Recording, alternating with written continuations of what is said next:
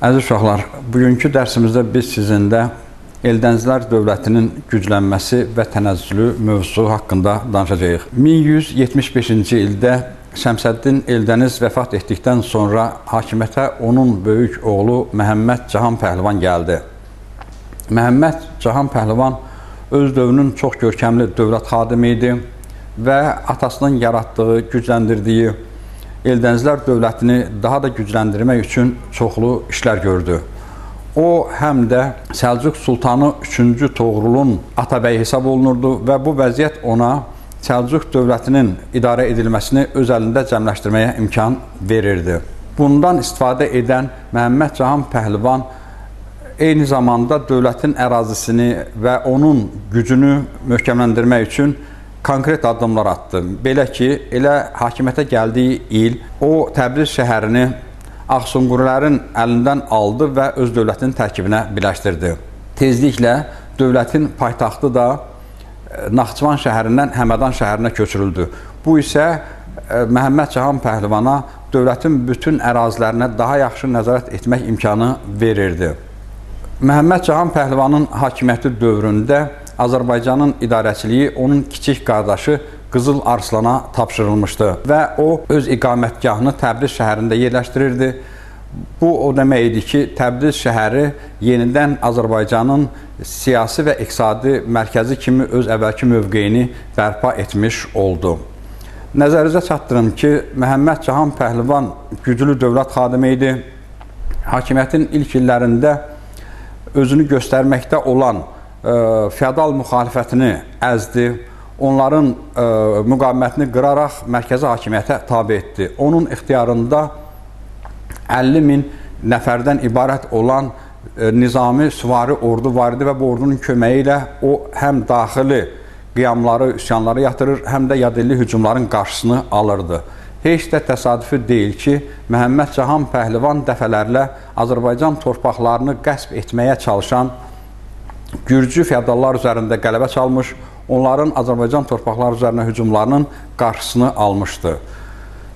Onun hakimiyyəti o qədər güclənmişdi ki, hətta ərəb xəlifəliləri də Məhəmməd Cahan Pəhlivanla hesablaşmağa məcbur olurlar. Bununla belə öz hakimiyyətinin sonuna yaxın Məhəmməd Cahan Pəhlivan dövləti özünün oğlanları arasında bölüşdürdü. Bu isə Atabəylər dövlətinin, Eldənizlər dövlətinin gələcək həyatı üçün ciddi problemlər yaratdı və bu problemlərlə ilk üzləşən 1186-cı ildə Məhəmməd Cahan Pəhlivanın ölümündən sonra hakimiyyətə gəlmiş Qızıl Arslan oldu.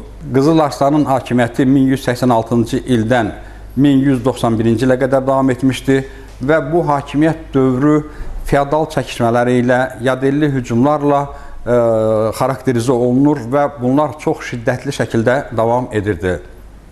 Məhəmməd Cahan Pəhlivanın hakimiyyətə gəlməsi ilə əlaqədar olaraq bir tərəfdən Səlcuq Sultanı 3-cü Toğrul, Səlcuq əmirləri, digər tərəfdən isə saray daxili müxalifət baş qaldırdı.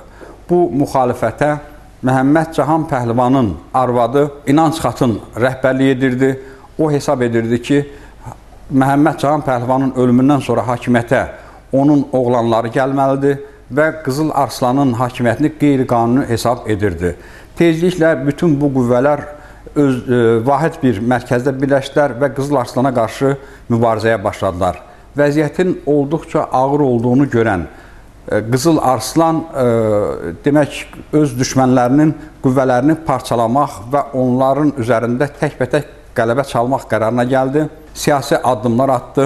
O, ilk növbədə saray müxalifətinə başçılıq edən İnanc xatını bitərəfləşdirdi. Belə ki, o İnanc xatınla evləndi. Onun oğlanları Qutluq İnanc və Əmiran Ömərlə də barışdı.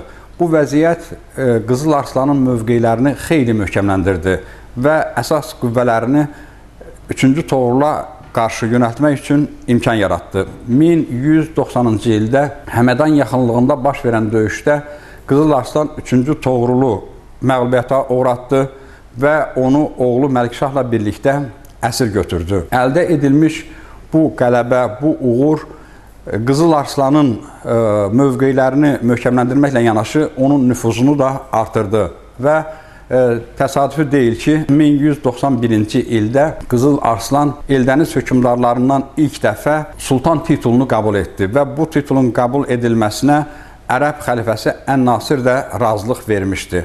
Bu həm də o demək idi ki, Eldənizlər İraq Səlcuq Sultanlığının indiyə qədər faktiki cəhətdən idarə edilməsinə, həm də onun formal cəhətdən idarə edilməsini də əlavə etdilər və ümumiyyətlə bu dövlətin tam hökmdarlarına çevrilmiş oldular.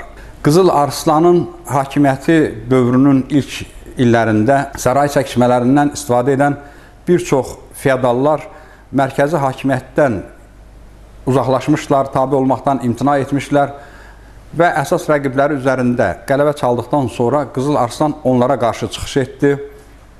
Bir çox yerlər, o cümlədən Şirvanşahların ərazisi, İranın bir çox vilayətləri yenidən Qızıl Arslanın hakimiyyətini tanımağa məcbur oldular. Bununla belə Qızıl Arslanın hakimiyyəti uzun çəkmədi. O, saray müxalifətinin yeni müqaviməti ilə rastlaşdı.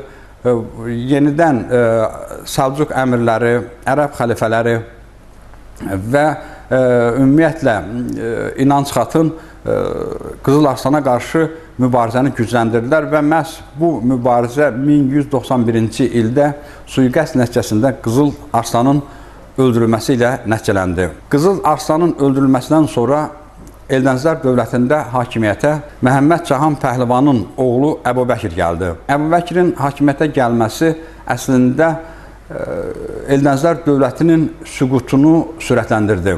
Belə ki, onun hakimiyyətə gəlməsi ilə mərkəzi hakimiyyətə tabe olmayan qüvvələrin sayı sürətlə artmağa başladı.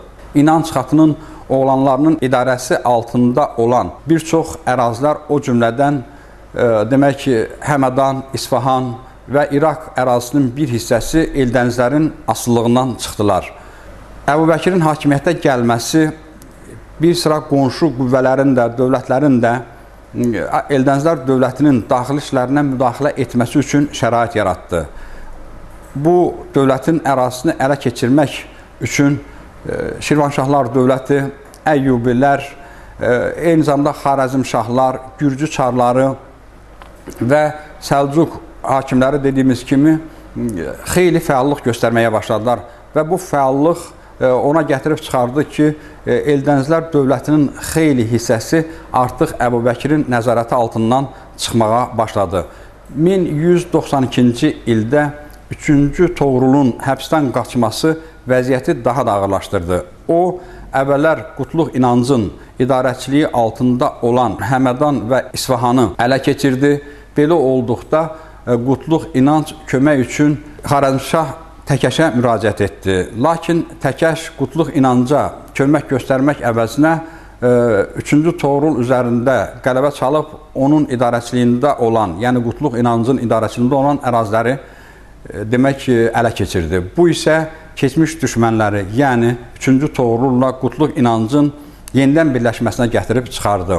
Belə olduqda Təkəş əvvəlcə 3-cü Toğrulu 1194-cü ildə məğlubiyyətə uğratdı və öldürdü. Bir qədər sonra isə o həm də Əmir Əmiran Öməri aradan qaldırdı. Vəziyyət olduqca gərgin idi. Atabəy hökmdarı, Eldəniz hökmdarı Əbubəkir ölkəni sabitləşdirmək üçün, siyasi vəziyyəti sabitləşdirmək üçün müəyyən addımlar atdı. O, Təkəşlə mübarizədə bir sıra uğurlar qazandı. Onun Azərbaycan içərilərinə doğru hərəkətinin qarşısını aldı. Bununla belə Əbubəkir ölkədə siyasi sabitliyi bərqərar etməyə nail ola bilmədi. Atabəylər dövlətində yaranmış mürəkkəb siyasi şərait onun bilavasitə qonşuları olan Şirvanşahlar dövlətinin və Gürcü çarlığının da fəallaşmasına gətirib çıxartdı. Həmin dövrdə Şirvanşah 1-ci Axistan Əbubəkirə qarşı mübarizə aparmaq üçün onun müxalifətində dayanan Əmir Əmiran Ömərə kömək təklif etdi. Eyni zamanda Gürcü çarı Tamar da bu məsələdə yaxından iştirak etməyə başladı və beləliklə də Əbubəkirə qarşı yeni bir güclü ittifaq yarandı və bu ittifaqın tərkibində Şirvanşahlar, Gürcü çarları və bir də Əmiran Ömər var idi. 1194-cü ildə Şəmkir və Beyləqan yaxınlığında baş verən döyüşlərdə Gürcü, Şirvanşah və Əmir Əmranın birləşmiş qüvvələri Əbu Bəkir üzərində qələbə çaldı və Gəncəyə yaxınlaşdı. Onu da nəzərdə çatdırım ki, Gəncəyə hücum edən qüvvələrin əsasında Gürcü qoşunları dayanırdı və elə buna görə də Gəncəlilər Əmiran Ömərə vətən xaini kimi baxdılar və onun şəhəri təslim etmək tələbini rədd edərək bildirdilər ki, əgər sən bizim üzərimizə tək gəlmiş olsaydın, biz şəhəri sənə təslim edərdik. Lakin sən özünlə bir yığın kafir gətirmişsən. Buna görə də biz şəhəri sənə təslim etməyəcəyik. Buna baxmayaraq, Əmiran və Gürcü qoşunları hiylə yolu ilə Gəncəni ələ keçirdilər.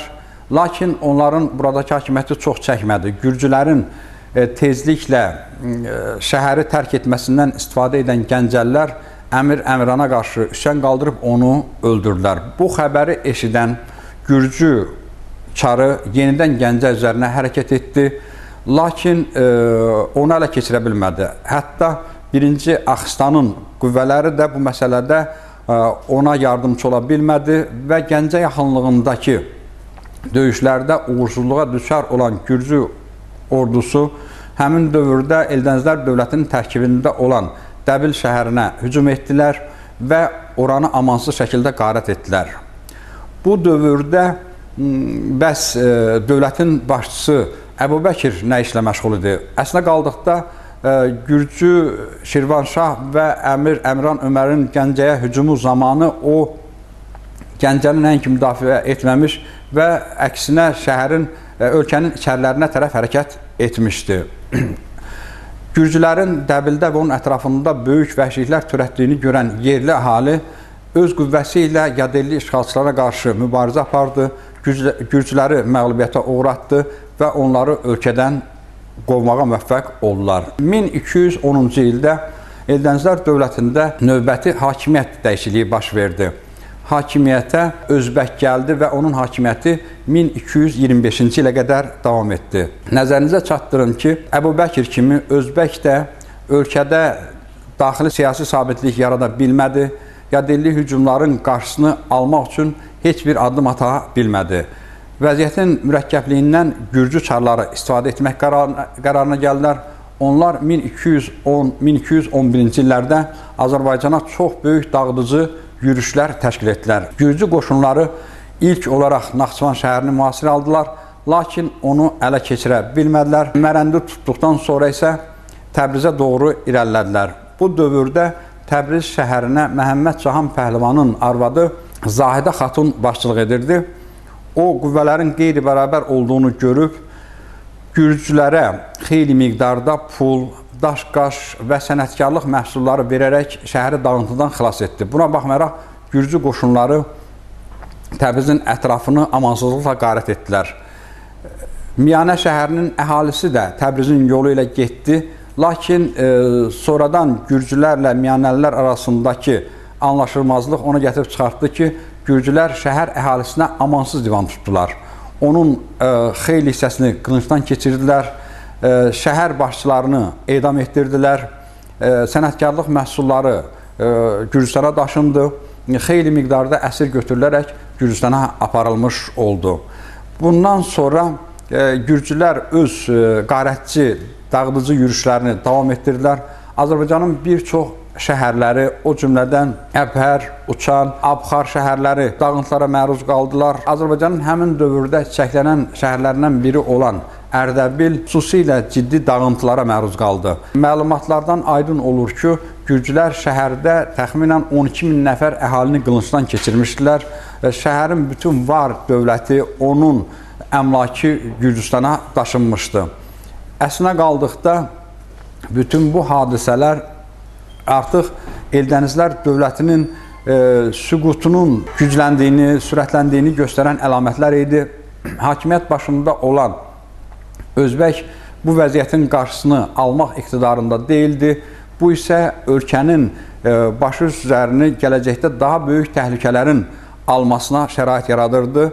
Belə ki, artıq 13-cü əsrin əvvəllərində Ön Asiyada yeni bir qüvvə Monqol dövləti işğallara başladı və belə bir işğallarının qarşısını almağa nə Eldənzilər dövlətinin, nə də Şirvanşahlar dövlətinin gücü çatmırdı.